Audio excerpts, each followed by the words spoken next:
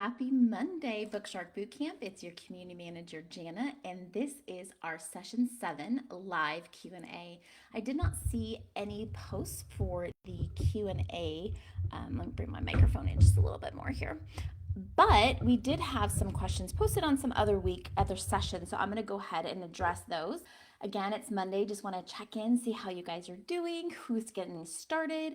We did start our first day today, and let me tell you, my daughter is already out of the house and baking a cake with another homeschool friend in the neighborhood. So while she didn't get through her entire day's worth of Bookshark just yet, she did have the flexibility to leave and go have some fun with her friends. So I am really excited to share that with you guys because that's really what homeschool is about. It's about using the curriculum, not letting the curriculum kind of use you. So I want you to keep that in mind. Hold on just a second. It looks like my saying something about my internet. I'm not sure, but we're just going to keep going. Um, so what's going on with you guys? Where are you at in your homeschool setup? Have you already started? Have you labeled your books? Did you get your binder together? Have you gone back and read through those sections that maybe didn't make any sense in the beginning because you had no reference for some of the terminology? I know that when you first get started, it can be very overwhelming and it can feel like it's just never going to happen. I had one comment that was really great and I think captured what really happens is the first day was really hard and it felt like it was just going to be a complete disaster. She pushed through and then by the second week she really got into her groove, got into a routine and feels a lot better about homeschooling, but specifically using her Bookshark curriculum. And that's the kind of stuff that I think you're going to find once you keep doing the process. Trust the process. Keep getting in there and you're going to do it imperfectly. Nobody knows exactly what they're doing when they start something for the first time.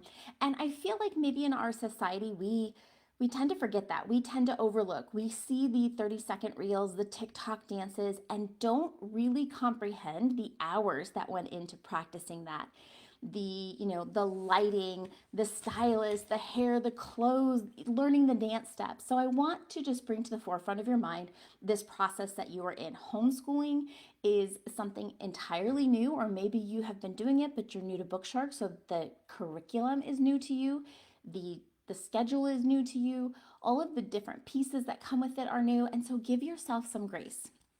And guess what? If you started last week and it just didn't go very well, reset.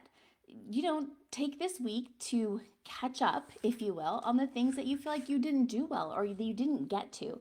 You are going to get into a groove, into a rhythm. And when I open this back up and we start talking about this in reflecting at the first of the year, how the first half of your school year went, you guys are going to be amazed at how much you have grown and how this process has really taken you through where you need to be using this program. And it's set up that way. It's set up for you guys to succeed. I know the overwhelm of trying something new, not only trying a new curriculum, but trying a new way of education, trying a new thing for your family. There's a lot of news in homeschooling. And so don't give up. You're going to have some growing pains.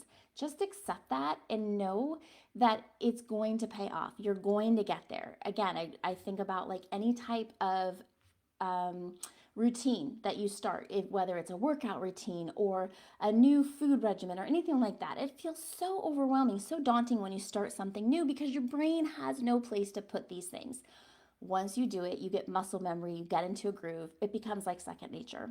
And I know personally that is how it's worked for us and our family. So I want to encourage you guys. You're in the beginning stages and you're gonna have some bumps along the road, but don't give up. Keep going. It's totally worth it. The process does work.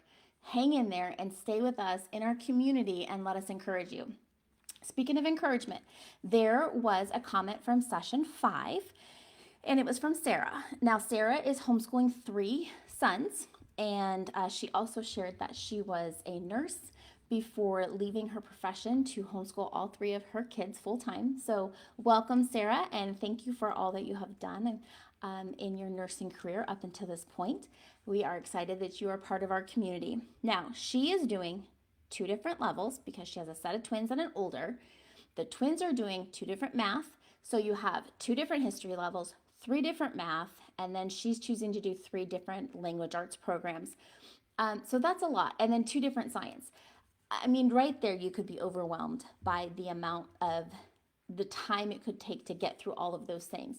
And so Sarah, it was just asking, like, how does she free up a little bit more of her time during the day? The boys are getting the work done, but she's feeling like she's working, that full 8 to 9 hours a day with getting all 3 of them through their different things. So I just have a few suggestions, Sarah. Okay.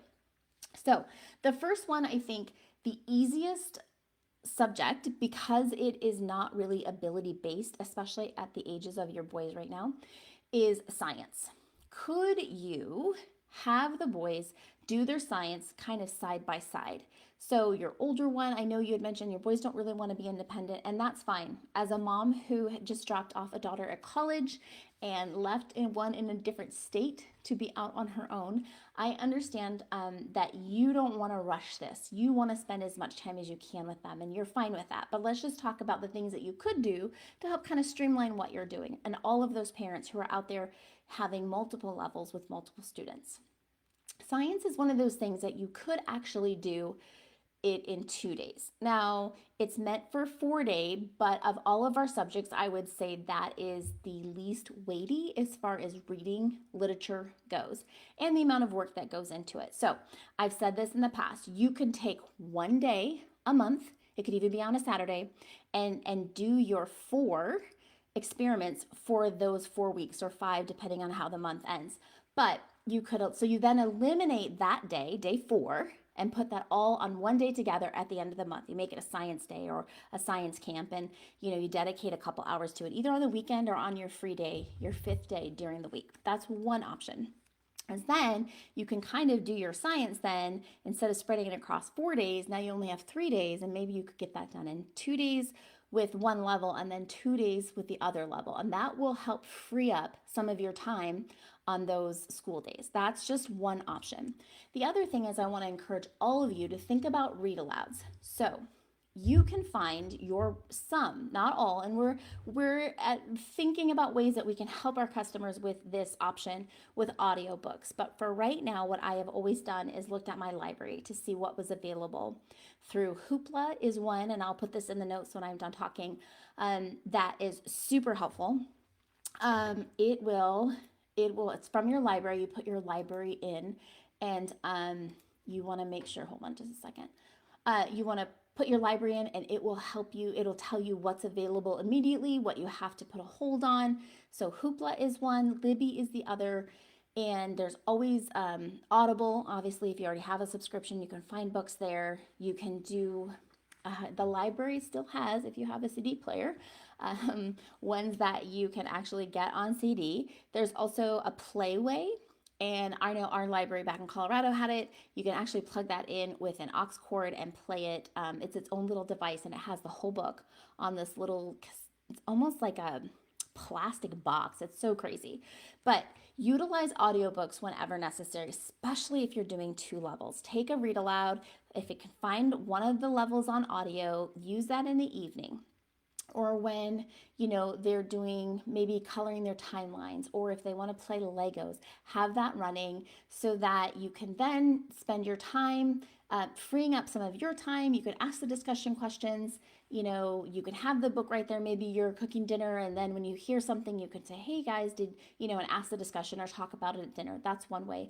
Also, using your read alouds at night for family time is also a way where you just kind of show your kids that just because the books are shut doesn't mean that we stop learning, and reading aloud is a great opportunity to share family time together at night. And I know that, you've spent the whole day and you just kind of need a break. Well, that's where you really want to enlist a partner if you have it.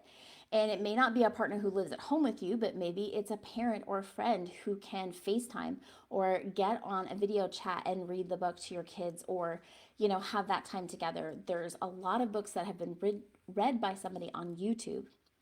I'm not saying that you want to get away from reading out loud to your children, but I know that you're already doing a lot of that with this curriculum. So if you can find ones that can replace your actual voice, your actual time, it will be very helpful for you.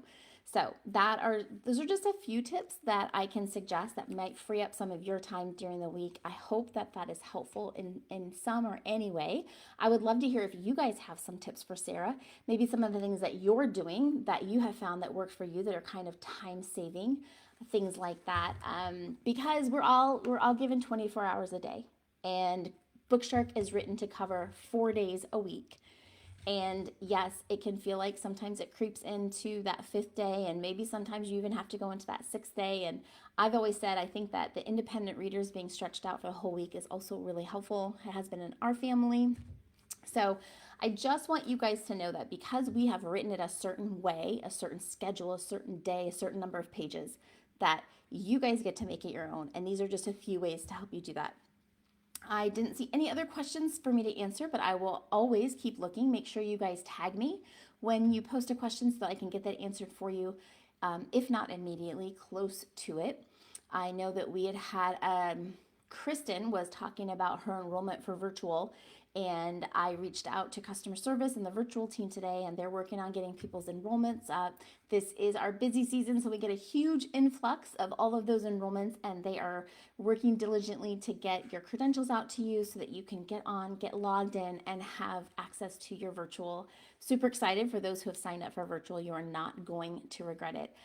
But that's all I have for you guys. I hope that you have a very happy Monday. I will see you Wednesday when we talk about balancing everything, balancing work and family life and obligations and homeschool and all the things. So that's what Wednesday's theme and session will be like about. I will see you guys then. Have a great day. Bye-bye.